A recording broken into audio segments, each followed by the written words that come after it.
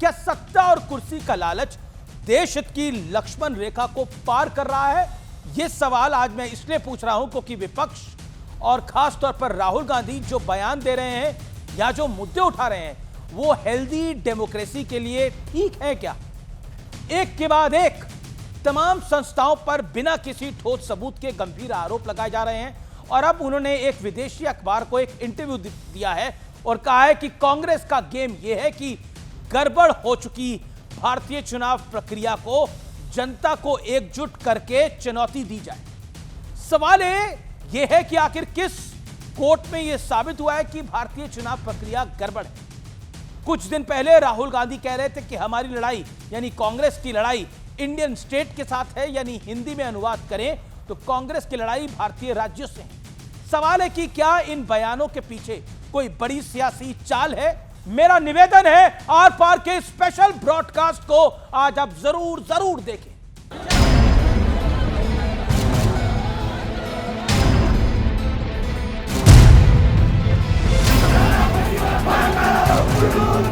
Hakçatte Gürcayong çözümü. Nepal'la yonstuyordu, Bangladeş'la yonstuyordu, Sri Lanka yonstuyordu. Milan se Gürcay kyong anokte ne?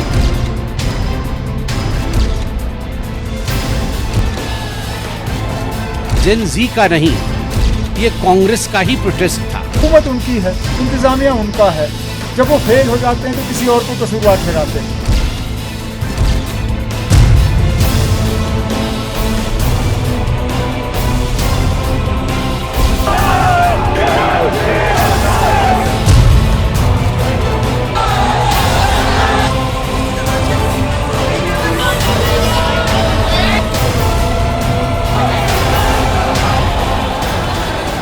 कुल 8 अपराधियों को जो इस घटना में शामिल थे, 8 अभियुक्तों को गिरफ्तार करके जेल भेजा गया है।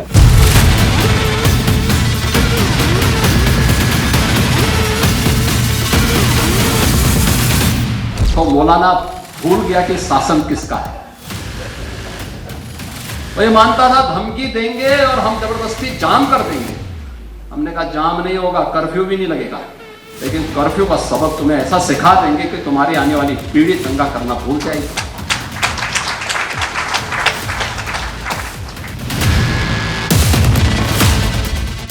सियासत में हर एक तो क्या अराजकता वाले एजेंडे के सहारे है। मेरे साथ बात करने के लिए कौन है इस चर्चा के अंदर? आइए परिचय करा देते हैं। शहजाद पूनावाला मेरे साथ, सुरेंद्र राजपूत मेरे साथ हैं, अमित जमाई मेरे साथ हैं, विवेक श्रीवास्तव मेरे साथ है, मलूक नागर फॉर्मर मेंबर ऑफ पार्लियामेंट मेरे साथ इस कार्यक्रम में जुड़ेंगे। आप तमाम लोगों का स्वागत है। मैं सबसे पहले शहजाद पूनावाला आपके पास आता हूं।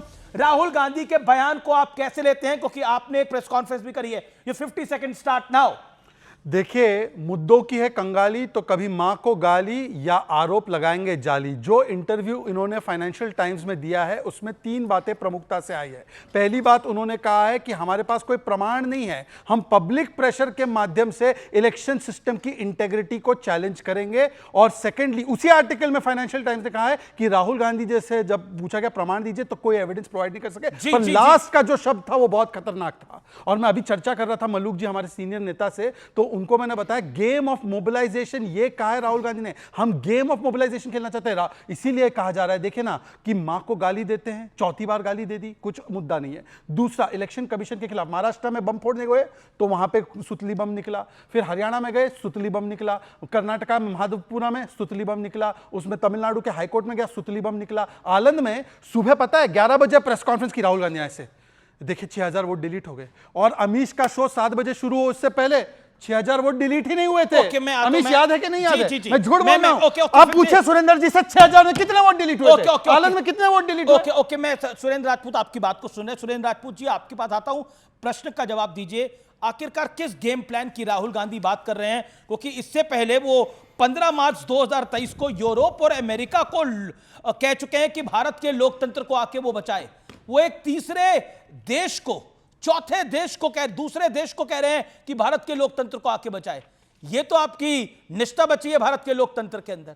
आपके नेता विदेशी धरती पर जाके उनको कह रहे हैं कि हमारे लोकतंत्र को बचाओ। अमीश भाई कहते हैं ना कि जलते घर को देखने वालों, फूस का छप्पर आपका, ये आपके लिए कह रहा हूं। और आपके पीछे तेज हवा है और मुकद्दर आपका है, और उसके कत्ल पे मैं भी चुप था, अब मेरा नंबर आया और मेरे कत्ल पे तुम भी चुप हो, अगला नंबर आपका है।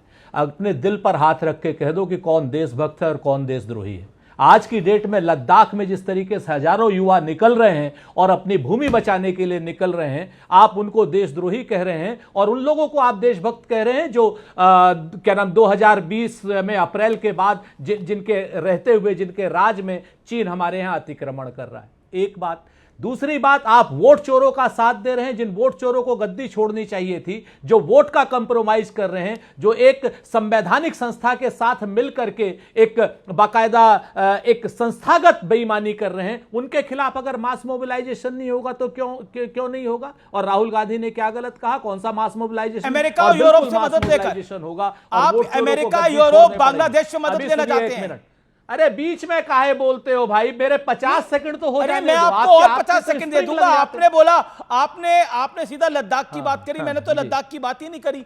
मेरा सीधा सवाल आपसे यह है, विदेश से सहारा लेकर भारत को डिस्टेबलाइज करना चाहते हैं, ऐसा बीजेपी का आरोप है सीधे तौर पर। ये कब कहा था? फाइनेंशियल टाइम्स में लिखा है भाई। फाइनेंशियल टाइम्स में आर्टिकल पढ़ते नहीं राहुल गांधी। ये इंटरव्यू राहुल जी देते हैं, पढ़ते भी नहीं कांग्रेस वाले। बताइए, गजब है, राहुल का इंटरव्यू ये नहीं पढ़ रहे। शहजाद, मैं शहजाद आपसे बात नहीं कर रहा हूं, मैं उन लोगों से कतई बात नहीं कर रहा हूं। गरीब समाज के भाई हैं, लेकिन सुनिए, हम नहीं हूं, जो मैं मिलेनियल हूं, जेन ज़ी के करीब, मुझसे कहां बात करेंगे? अच्छा, मेरा निवेदन है, एक सेकंड ओके, हम लोग नेपोकिट की बात में बाद में करूंगा। सुरेंद्र राजपूत बोलिए प्लीज। नहीं, हाँ, हम लोग फेंकू भी नहीं है शहजाद, आप छोटे भाई हो हमारे। हम लोग ना फेंकू है ना तड़ी पार है, तो हम कहां आपसे बात कर सकते हैं? हम लोग उस आदमी से कतई बात नहीं कर सकते जिसने पूरे बिहार के झा लोगों को गालियां दी थी। हम कैसे बात कर लें? हम उन लोगों से कतई बात नहीं कर सकते जो लोग बिहार में नरेंद्र मोदी जी की मां के खिलाफ गाली के नाम पर पूरे बिहार बंद में जिन लोगों ने पूरे बिहारियों को मां की गालियां दी, और जिन्होंने मेरी मां को गाली दी थी प्रेम शुक्ला ने, उसके खिलाफ ना नरेंद्र मोदी ने माफी मांगी। हम लोग उन जैसे महाराजा लोगों से कहां बात कर सकते हैं? और बिल्कुल शहजाद, आपने सही कहा, बिहार के झा लोगों से आप लोग नहीं माफी मांगेंगे और बिहार का झा इस बार आपको बताएगा, तो कहां बात कर सकते हैं? हम तो अमित देवगन जी से पूछ रहे हैं, इतने बड़े प्रख्यात पत्रकार, कि भाई कब आपने जो है ये बात कही राहुल गांधी ने? और जब ये राहुल गांधी जी ने बात कही तो क्या नरेंद्र मोदी जी की इतनी कायर, कमजोर, निकम्मी सरकार थी कि उन्होंने एफआईआर नहीं करी? उन्होंने गिरफ्तार नहीं किया राहुल गांधी को? वो इंतजार करते रहे कि अमीश देवगन इस मुद्दे को उठाएंगे, 7 बजे आर पार के शो में उठाएंगे, शहजाद भाई हमारे छोटे भाई आएंगे, यहां पर वो निप्पो किड की बात करेंगे, वो अपने नरेंद्र मोदी जी को फेंकू कहलवाएंगे, अमित शाह जी को तड़ी पार कहलवाएंगे। ये 3 साल पहले प्लानिंग की थी क्या? ओके, ये बात 15 मार्च 2023 को करी गई थी। मैं, अगर आप चाहेंगे, मैं इसका वीडियो भी आपको दिखा सकता हूं। यूरोप और अमेरिका में लोकतंत्र के रक्षक इस बात से बेखबर क्यों हैं कि भारत में लोकतंत्र का एक बड़ा हिस्सा नष्ट हो चुका है। मैं आज पर आता हूं, इस हफ्ते की बात पे आता हूं। राहुल गांधी अंग्रेजी में क्या कहते हैं? राहुल गांधी कहते हैं, India's democracy is under the siege from systematic vote rigging, and Congress party's strategy is to challenge the integrity of India's electoral system by the building public pressure. We are playing the game. The whole point is this. Surendra Rajput ji, Surendra, we are playing the game of mass mobilization. ये कौन सा घिनौना खेल खेल रहे हैं आप लोग जिसमें आप मास मोबिलाइजेशन करना चाहते हैं? That's my question, and these are not my words. These are words of Shri Rahul Gandhi, the honorable LOP of this nation. Please answer this, sir.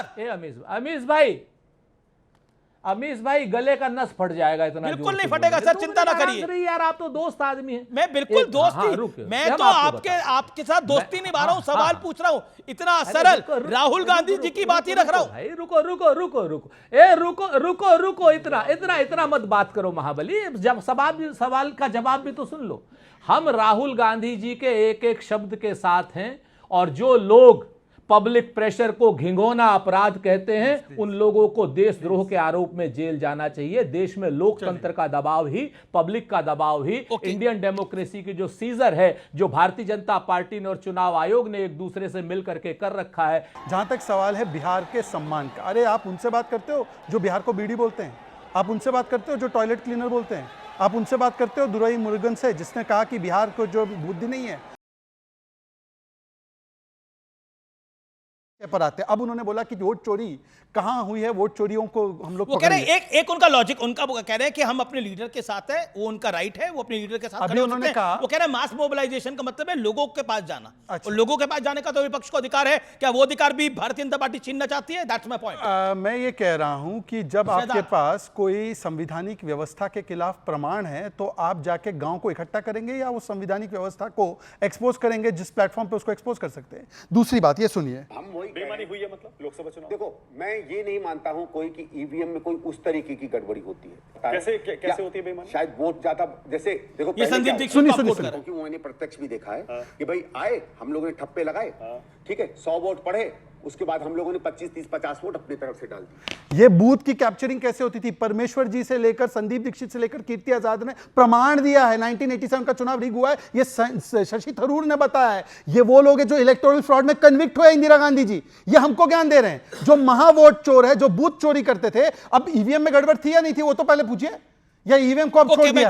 अगर ईवीएम में गड़बड़ थी तो इसकी जरूरत नहीं। सुरेंद्र राजपूत, देखिए आप दोनों टाइम लिमिट फॉलो करिए, 40 second. Surendra Rajput, make your point.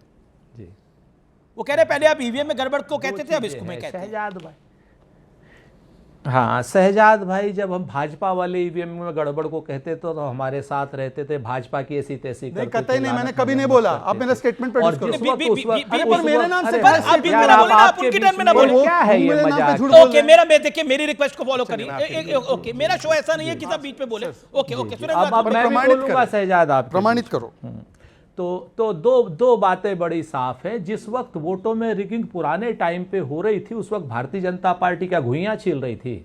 आज की डेट में वोटों में रिगिंग हो रही है, राहुल गांधी लगे हैं ना प्रतिपक्ष के नेता की तरीके से क्या नाम वोट चोरों और वोट डकैतों का पर्दाफाश करने में। कहां थे आपके नेता उस वक्त, जिस वक्त अगर वोटों में जो चोरी हुई थी, चाहे बिहार में हुई हो, चाहे यूपी में हुई हो, चाहे जहां पर भी आप नाम ले रहे हो, आपके नेता क्या घुइयां छील रहे थे उस वक्त? क्या कर रहे थे आपके नेता? अटल बिहारी वाजपेयी, लालकृष्ण अडवाणी, कुशाभाऊ ठाकरे, सरदार आंग्रे, विजयाराजे सिंधिया, KR मलकानी, क्या कर रहे थे? और आप बताओ हमको, आप लोग लोकतंत्र के रक्षक ही नहीं हो, लोकतंत्र के भक्षक हो। उस वक्त आप लोग कंप्रोमाइज कर रहे थे, आप लोग बैठे थे, सो रहे थे, हम जाग रहे हैं। जब आप बात कर रहे हैं, जब ये फैसला आया इंदिरा गांधी के खिलाफ, उसके बाद तो इमरजेंसी लग गई। और जिस तरीके अटल बिहारी वाजपेयी, लालकृष्ण अडवाणी, जयप्रकाश नारायण, ये सब जेल चले गए थे। आपको आधी जानकारी है अमीश देवगन? कैसे आधी जानकारी है? सुप्रीम कोर्ट ने वो चीज उसको स्टे कर दिया था। हाँ, हाई कोर्ट ने इमरजेंसी लगाई। आप क्या बात कर रहे हैं? ये इमरजेंसी लगाई, ऐतिहासिक फैसला है। इलाहाबाद हाई कोर्ट के जज का फैसला आता है और उसके बाद इमरजेंसी लगाती है इंदिरा जी। तो बीजेपी तो थी नहीं, जनता पार्टी प्रदर्शन करती तो करती कैसे? जनसंघ प्रदर्शन करती तो करती कैसे? सबको तो जेल में डाल दिया था आपने। अडवाणी जी, अटल जी, अरे सुन जेपी जी, सब लालू मुलायम सिंह यादव सब जेल में थे ना। ओके अरे भाई सुन लीजिए ना, काहे को परेशान हो रहे? अब हम आपको वही बता रहे हैं कि जो हाई कोर्ट का फैसला था जस्टिस जगमोहन सिन्हा का, सुप्रीम कोर्ट ने उस फैसले पर आंशिक रोक लगा दी थी। ये आप कभी नहीं बताते, क्योंकि ये बता करके आपकी हवा निकलती है। और इमरजेंसी तो हमने लगाई, गलती की हमने हिंदुस्तान से माफी मांगी। और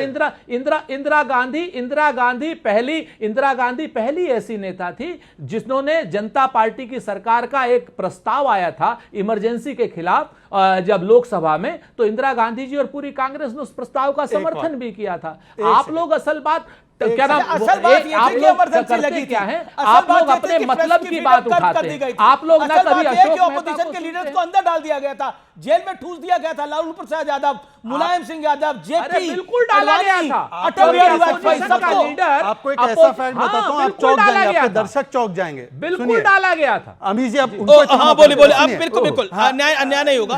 आपने भी 2.5 मिनट बोला। ओके अमीश जी, इमरजेंसी के बाद कई किताबें लिखी गई, उसमें से एक किताब इन्हीं के खासम खास खुशवंत सिंह और ऐसे पत्रकारों की थी जिन्होंने बताया कि संजय गांधी जी का और इंदिरा जी का प्लान था कि चुनाव 30-40 साल तक ना हो और प्रेसिडेंशियल वन पार्टी सिस्टम के तरफ जाना है।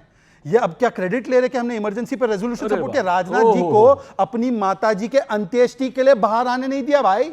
ये आप लोगों की असलियत है। और आखिरी बात, ये महाराष्ट्र में वोट चोरी हुई, 18 जनवरी 1 करोड़ वोट बढ़ गए, 3 फरवरी 70 लाख वोट बढ़ गए राहुल जी, ऐसा और है, 7 फरवरी अमित- 30 लाख वोट बढ़ गए। देवगन कितने जी, वोट बढ़े भाई? मूल रूप से वोट जब बढ़े भारतीय कितने, वो जनता आंकड़ा बताओ। पार्टी के महाराष्ट्र में पास सुप्रीम कोर्ट में कोई फ्यूज डेटोनेट, मुद्दा अब नहीं मेरे बीच में होता, कौन तो बोल रहा है? इमरजेंसी अब सर पर कौन आ बोल रहा जाते है? हैं। अमित जी आप जब बीच में मेरे हमने बोल रहे कहा हो, मेरे को 10 सेकंड में बात समाप्त करने दो। 10 सेकंड में 10 सेकंड ओके, ले लद्दाख पे, ले लद्दाख पे। सब पे आ रहा हूं अभी मैं, 10 सुनिए, सेकंड में पहले इसको तो काहे खत्म। परेशान हो रहे 10 हैं बीच सेकंड में बोलने में में? भाई, अब वो कितनी मेरे बीच में परेशानी? लगातार बोल रहे हैं। अमित जी आपने मुझे रोका। मैं उनको रोक रहा हूं, एक सेकंड, अरे स्पेशली बोलना पड़ेगा क्योंकि आप बोल रहे थे। ऐसे ये ठीक नहीं नहीं, अमित जी। उनको मैंने रोक लिया था, उनको ऑडियो डाउन कर दिया था मैंने। ओके, उनको ऑडियो डाउन करा था मैंने, उनको ऑडियो डाउन करा था, उनको फ्रेम से भी आउट किया था। Okay, make your point. Amit ji मेरा पहले ये सवाल है कि पहले तो जेन सी मतलब कि जनरेशन कांग्रेस के द्वारा की गई हिंसा, जिसका प्रमाण अब सामने आ क्या चुका है। जेन सी? जेन, आप क्या सी से समझे? जेन जी में समझा। स्मार्ट नहीं, मैं आदमी जेन जी है, समझा। स्मार्ट नहीं, आदमी नहीं, मैं जेन जी है। समझा। जेन सी का मतलब जेन कांग्रेस। ये अमित जी बहुत शरारती व्यक्ति नहीं, है, मैंने जेन जी शरारती है, समझा। इनकी मुझे लगा शरारत आप देखो। जेन जी की बात हमने कर रहे जेन सी बोला। जेन सी ये नया टर्म है ना? ऐसा है, सुनिए ना, नया टर्म क्यों है कि ये 23 सितंबर को काउंसलर कांग्रेस के प्रेस कॉन्फ्रेंस करते हैं, अगली दिन बीजेपी के दफ्तर पर अटैक होता है, वो बोलते हैं मैं करूंगा हमला। फिर कांग्रेस के एमएलए वहां पे पाए जाते हैं, फिर वहां पे काउंसलर को बुक किया गया, उसका भी वीडियो आ गया है। फिर सोनम वांगचुक, जिसके अभी बता रहे थे एफसीआरए लाइसेंस कैंसिल हुआ है, उसने किस प्रकार से अरब स्प्रिंग की बात की थी और कैसे वो लैंड हड़प रहा था और कैसे मॉडल फंडिंग पाकिस्तान जाकर हो रहा था, वो सब छोड़ दे। जेन सी का आंदोलन था, ये जेन जी का नहीं था। जेन जी तो समर्थन कर रहा है, पर मेरा सवाल सिर्फ इतना है, इनके पास तो पुख्ता प्रमाण है ना। महाराष्ट्र में सुप्रीम कोर्ट में क्या हुआ उस प्रमाण का? महाराष्ट्र में क्या हुआ? जेन सी के प्रवक्ता, okay, see for Congress. Okay, जवाब सुरेंद्र राजपूत।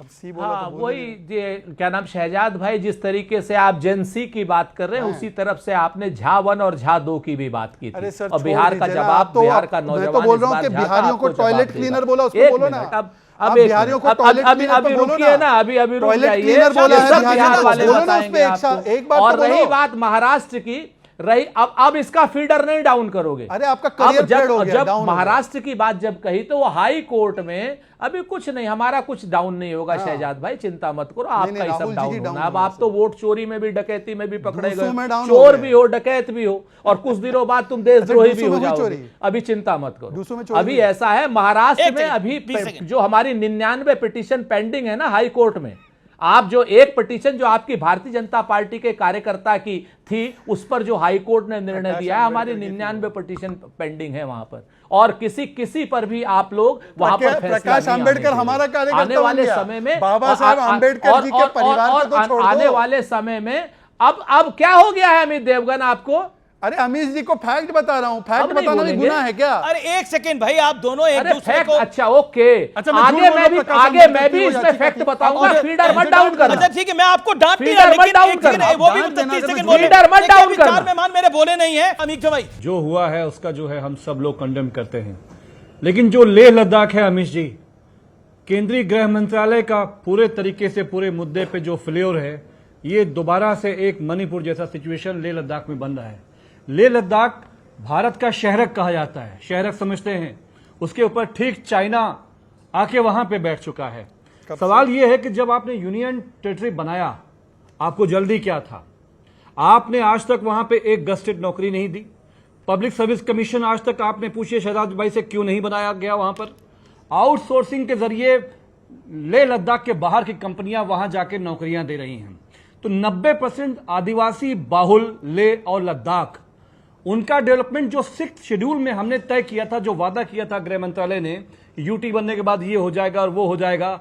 भाई अगर आदिवासी 90% चाहते हैं, वो नहीं चाहते कि उत्तराखंड जैसी आपदाएं उनके लेह लद्दाख में आए।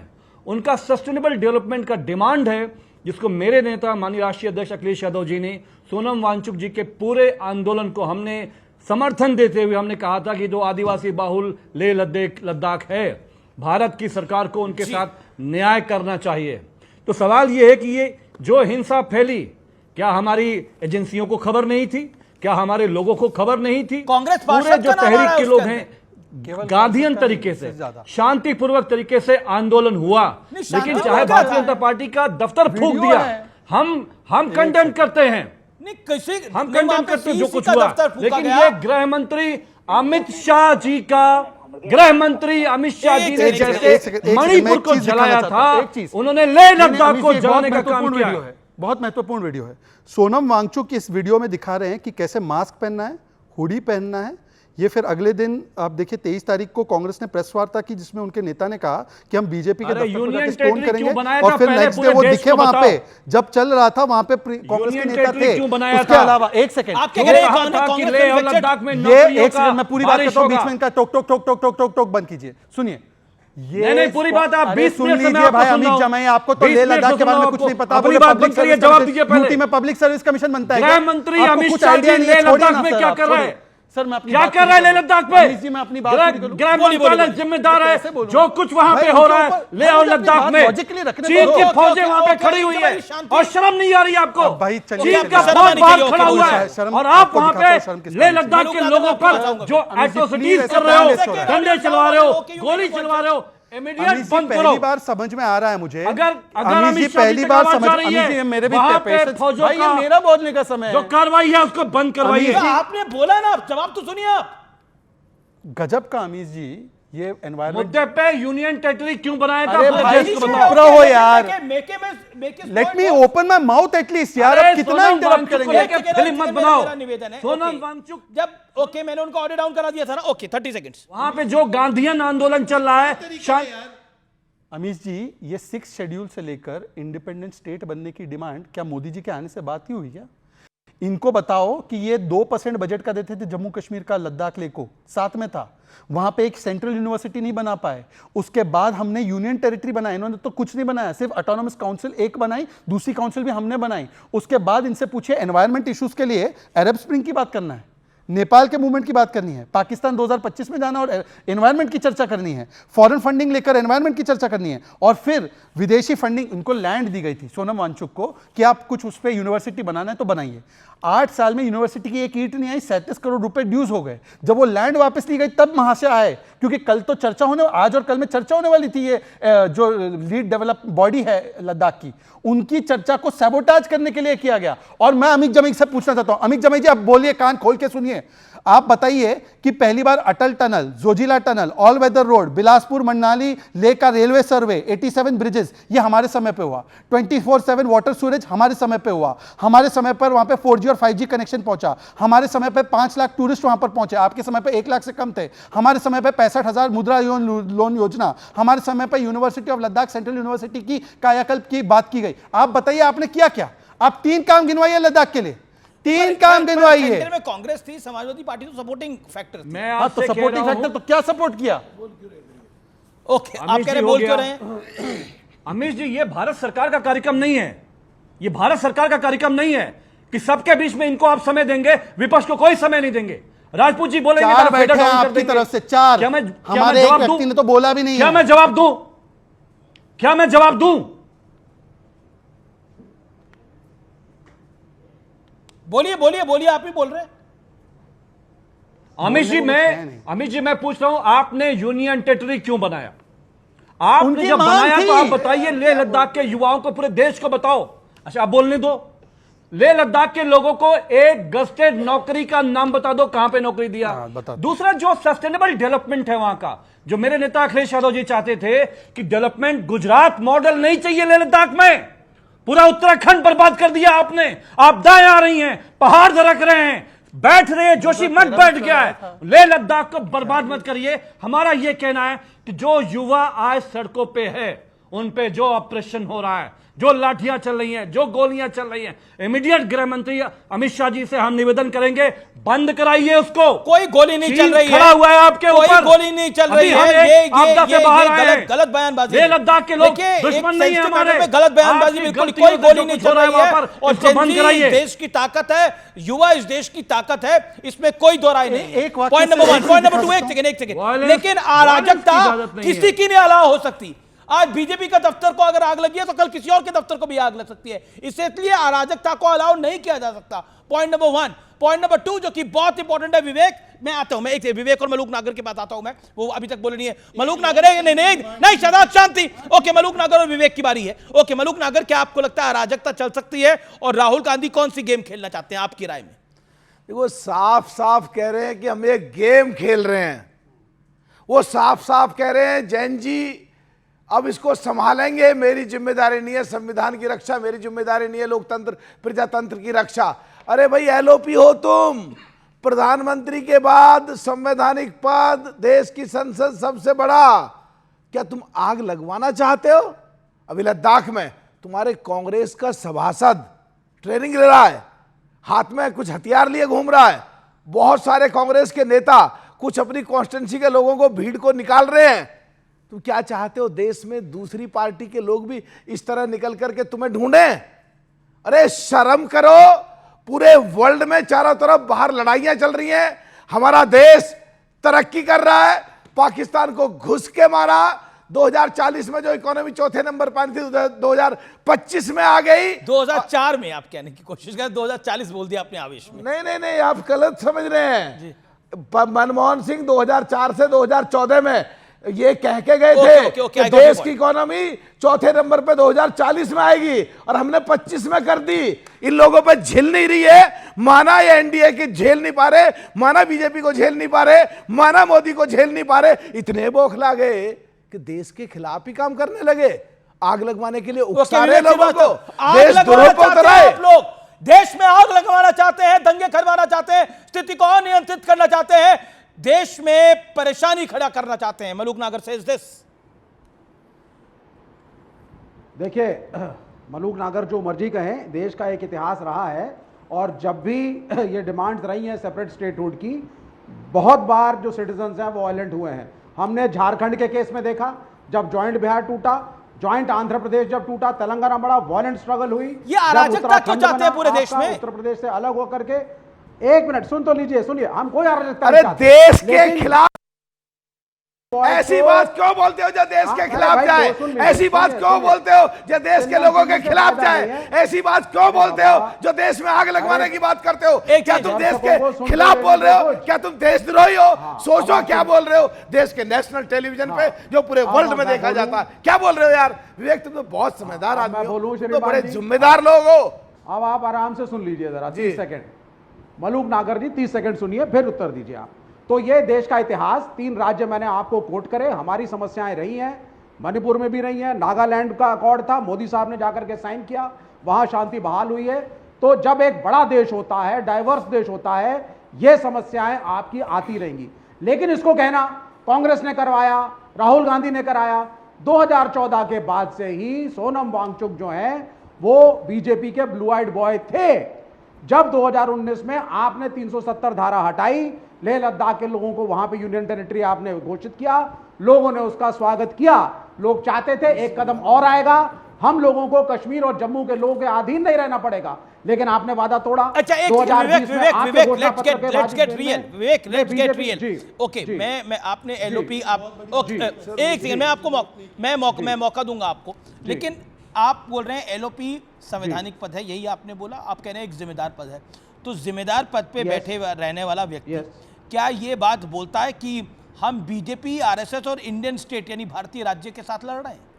हम इंडियन स्टेट के साथ लड़े हैं। 15 जनवरी 2025, 15 मार्च 2023 यूरोप, नहीं एक सेकेंड, यूरोप और अमेरिका कौन होते हैं हमारे लोकतंत्र में बोलने वाले?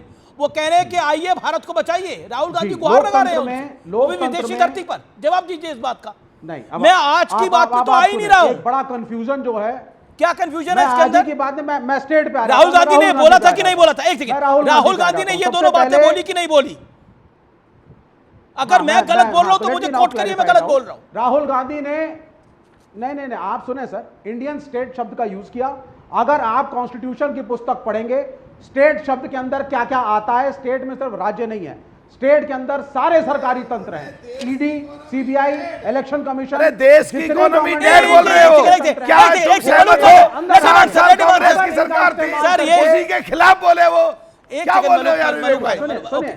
विवेक, with all due respect, Vivek, okay, आप कह रहे हैं इंडियन स्टेट का मतलब आप समझ नहीं पा रहे हैं। इंडियन स्टेट का मतलब समझिए। एक सेकंड, नहीं सर, मैं आपकी बात को ऊपर रख लेता हूं थोड़ी देर के लिए। अब इसका मतलब बता दीजिए, यूरोप और अमेरिका टारगेट करेंगे, ऑपोजिशन को टारगेट करेंगे। एक सेकंड, यूरोप और अमेरिका में लोकतंत्र के रक्षक इस बात से बेखबर क्यों हैं? भारत में लोकतंत्र का एक बड़ा हिस्सा नष्ट हो चुका है, और वो क्यों नहीं इंटरवीन करते? अब बताइए क्या मतलब है इसका? इसका क्या मतलब है? इसका मतलब समझाइए। अगर आप मेरे प्राइम मिनिस्टर जाकर के डोनाल्ड ट्रंप, मैं इसका मतलब पूछ रहा हूं आपसे, इधर उधर की बात मत करिए, करेंगे, समर्थन लेंगे, बिल्कुल ठीक किया। पता होना चाहिए दुनिया को मुल्क में हो क्या रहा है, और पता है एक पता है दुनिया को। Modi is no longer a respected man in the world. को क्या पता होना चाहिए? पूरी दुनिया को क्या पता होना चाहिए? कैन यू कम अगेन विवेक जी? जब जो बाइडेन आकर के सुनिए सर, सुनिए सर, पूरी दुनिया को G20 में sir, let me speak sir. हाँ प्लीज सर। यार तो मैं बता देता हूं क्या पता होना चाहिए। Shanti, all audios down. Vivek Srivastava on screen and audio बजाई गई। सर मुझे बोलने तो दीजिए कम से कम। देशद्रोही बोलते हैं आप बोलने नहीं दे रहे, आपको पाकिस्तानी बोलते हैं। अच्छा यार ठीक है, देशद्रोही होगा। हम देशद्रोही हैं, हम देशद्रोही हैं। बस अगर यही कहलवाना है तो कह लीजिए देशद्रोही है। राहुल गांधी भी, विवेक श्रीवास्तव भी, सोनिया गांधी भी, सब देशद्रोही। नहीं, मैं ये बात को एंडोर्स नहीं करता। सबको अपना राइट है बोलने का। विवेक आपके लिए कही जा रही है बात ये। आप मुझे 10 सेकंड दे सकते हैं, बड़ी कृपा होगी। एक हाँ सुन लीजिए, 10 सेकंड लूंगा। G20 जब G20 का सम्मेलन हुआ, सबने तालियां पीटी।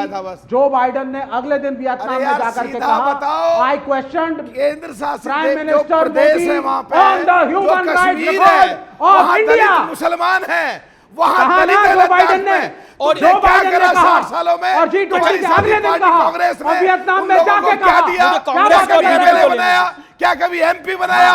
वो गुजर मुसलमान जो दलित मुसलमान है, गुलाम अली खटाना को एमपी बनाया, उन लोगों में खुशियां मिली। तुम क्या चाहते हो? उनकी खुशियां छिने? तुम क्या चाहते हो? 370 से देश आजाद हुआ, दोबारा लगाना चाहते हो? क्या चाहते हो? मलूक शांति दे दो। 10-15 सेकंड विवेक जी, 10 सेकंड। मैंने आपके बीच में नहीं बोला, 10-15 सेकंड। अभी दो चीजें हो गई। आपने एक तो जब इन्होंने कहा स्टेट की परिभाषा, तो आपने ट्रैप कर दिया बोल के कि India is not a nation भी बोला था राहुल जी ने एक बार। एनीवे छोड़ देते हो। आज पहली बार एक वामपंथी बोल रहा है यूएस और यूरोप का इंटरवेंशन ठीक है। मतलब चलो मैं समझ सकता हूं कि वेस्टर्न पावर से एफिलिएटेड कोई बोले, एक वामपंथी बोल रहा है कि राहुल जी ने बिल्कुल सुनिए तो दूसरी बात विवेक ने एक और पोल खोल दी, just for your information of viewers, क्योंकि आपके शो के दर्शक बहुत स्मार्ट और इंटेलिजेंट दर्शक है। जो लीड बॉडी है ना लद्दाख में, जो ये सारी नेगोशिएशंस में पार्टिसिपेट करती है, उसका नाम है LBA। कई वर्षों से उनके साथ हम लोग की आज भी बैठक होने वाली थी, 6 तारीख को भी थी। 84% उनको एसटी में ऑलरेडी इंक्लूड कर दिया। LBA ने आंदोलन किया था कि यूटी स्टेटस मिल जाए 2018 में, और जब 2019 में हमने दिया था स्टेटस तो उन्होंने पर्सनली थैंक किया था। उन्होंने पिटीशंस लिखी थी कि we want UT status. Amit जमे को कोई आइडिया नहीं इसका। विवेक ने बोल दिया कि हमने स्वागत किया था, ये स्वागत योग्य था कि यूटी स्टेटस मिला। अब मैं अमित जी से पूछना चाहता हूं, अमित जी ये बताइए जरा कि इतने वर्षों में आपने 6 शेड्यूल पे 84% को क्यों नहीं डाला, और आपने यूटी स्टेटस क्यों नहीं दिया लद्दाख को, जो उनकी लॉन्ग स्टैंडिंग मांग थी, और बाकी सब छोड़ दीजिए। वोट चोरी पे ये मामला शुरू हुआ है। आप राहुल गांधी के उस बयान से इत्तेफाक रखते हैं कि वाइस प्रेसिडेंट इलेक्शन में वोट चोरी हुई? वाइस प्रेसिडेंट इलेक्शन में भी बोला इन्होंने। अब बताइए, इसमें प्रूफ दे दीजिए। चलिए बाकी सब छोड़ दीजिए, मलूक जी तो फॉर्मर सांसद रहे, उसमें वोट चोरी, ये क्या आरोप लगा रहे राहुल गांधी? बताइए अमित जी। देखिए एक बात तो मैं अमित जी, मैं आप एक बात मैं अपनी ऐड कर देता हूं इसके अंदर। आप वाइस प्रेसिडेंट के इलेक्शन में कह रहे हैं वोट चोरी हो रही है। दूसरा आप कह रहे हैं, अब देखिए दिल्ली यूनिवर्सिटी का चुनाव NSUI हार गई, वोट चोरी हुई। हैदराबाद यूनिवर्सिटी का चुनाव ABVP जीती तो वोट चोरी हुई। चंडीगढ़ यूनिवर्सिटी, पंजाब यूनिवर्सिटी जिसे कहते हैं, उसका चुनाव ABVP जीत गई, क्या वोट चोरी हुआ? मतलब बैलेट से हो रहा है तब जीत रहे हैं, EVM से हो रहा है तब जीत रहे हैं। देखिए वोट चोरी का नैरेटिव, तो क्या सपा ने भी 24 के लोकसभा चुनाव में वोट चोरी करके 34-37 सीटें जीती थी? जवाब दीजिए। 37 सीट्स का वोट चोरी चाहिए बहुत पहले हो चुके। आमेश भाई दो ये बातें हो चुकी, मैं 2 बातें कहना चाहता हूं, अगर आप मुझे मौका दीजिए प्लीज सर। देखिए, सबसे पहले जो वोट चोरी है वो मेरे नेता माननीय अखिलेश जी ने पकड़ी। 2 साल पहले 18,000 वोट का एफिडेविट के साथ इलेक्शन कमीशन को उत्तर प्रदेश के और मरकज के इनको भेजा गया, लेकिन ये CEC जो है वो चुप बैठे हुए थे। हम एक ऐसा CEC का हमने इतिहास देखा है। TN सेशन साहब, आप तो उनका इतिहास जानते हैं अमित जी, वो नरसिम्हा राव जी के जमाने में रहे, चंद्रशेखर जी के जमाने में रहे, अटल जी के जमाने में रहे। कहा जाता था कि वो नाश्ते में MLA MP की जिंदगियां खाते हैं, पार्टियां खत्म कर देते हैं।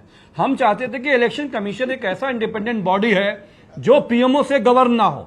आप भाषा समझिए इलेक्शन कमीशन की, वो NDA को नहीं बोल रहा है, वो इलेक्शन कमीशन को धमकी देते हैं। तो ये जो भाषा है, ऑटोक्रेसी है, ये भारत में नहीं चलेगी, नंबर 1। नंबर 2, शहजाद जी ने कहा कि स्टेट हुड क्यों नहीं दिया। वादा तो आपने लद्दाख के लोगों के लिए स्टेट हुड का किया था। अगर आपने नौकरी नहीं दी आपका गलती, आपने वहां आउटसोर्सिंग क्यों किया? गुजरात लेह लद्दाख के बाहर की कंपनियां वो वहां क्या कर रहे हैं? जो डेवलपमेंट है लेह लद्दाख का वो आदिवासी तय करेंगे, आदिवासी तय करेंगे कि उन्हें कॉलेज चाहिए, विश्वविद्यालय चाहिए या क्या चाहिए। अमीश जी का विशेष, अरे भाई 10 सेकंड रुक जाओ यार। लेह लद्दाख का आदिवासी क्या करेगा?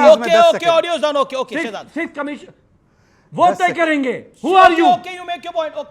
अमीश जी के साथ 2 बार डिबेट करने का मौका मिल जाता है, मैं प्रिविलेज मानता हूं अपने आप को। उसमें एक बार लास्ट वीक जब मैं अमीश के शो में था तो अमीश जी को बोला गया TN सेशन बहुत अच्छे इलेक्शन कमिश्नर थे, तो यूं अमीश जी ने वीडियो निकाला और बोला ये TN सेशन बता रहे हैं कि कैसे राजीव जी ऑर्डर करते थे कि इस डेट पे चुनाव कर दो।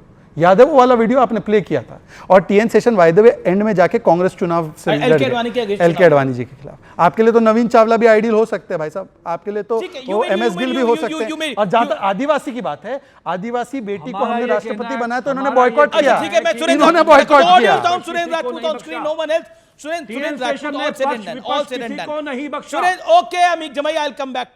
Let me go to the prime opposition party, Congress party. मतलब सपा नहीं है? नहीं, सपा भी है। नहीं, don't trap me, Shahzad, don't trap me on this. लेकिन Sapa is also important party, but prime opposition party I say. Prime opposition party is Congress, and that's ये है, ये सच है, सत्य और तथ्य है। ओके, मेरा सवाल ये है आपसे सुरेंद्र राजपूत, देखिए अभी यूनिवर्सिटीज के इलेक्शन हुए हैं, BJP affiliated, RSS affiliated ABVP चुनाव जीती है और वो सब जो टेम्पलेट है उन चुनावों की वो सब बैलेट से होते हैं, वो चुनाव भी जीती है। तो कहीं ना कहीं चाहे जेनजी का माइंडसेट हो, चाहे आम नागरिक का माइंडसेट हो, वो कांग्रेस की तरफ रुझान दिखता नहीं है। थोड़ा दिखा 2024 के लोकसभा चुनाव के अंदर, जहां आपकी 99 सीटें आई, लेकिन आप उस ट्रेजेक्टरी को ऊपर नहीं ले पाए। अपनी कमियां ढूंढने की बजाय आप कह रहे हैं कि वोट चोरी हुई है, और बीजेपी का आरोप है कि अराजकता आप पूरे देश पे फैलाना चाहते हैं। इससे मेक योर पॉइंट।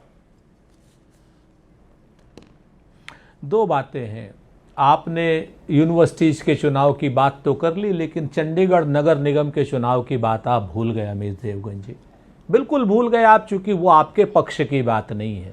चंडीगढ़ में तो खुली आंखों से दिखी ना चोरी और डकैती, आपके सामने थी, नंबर 1।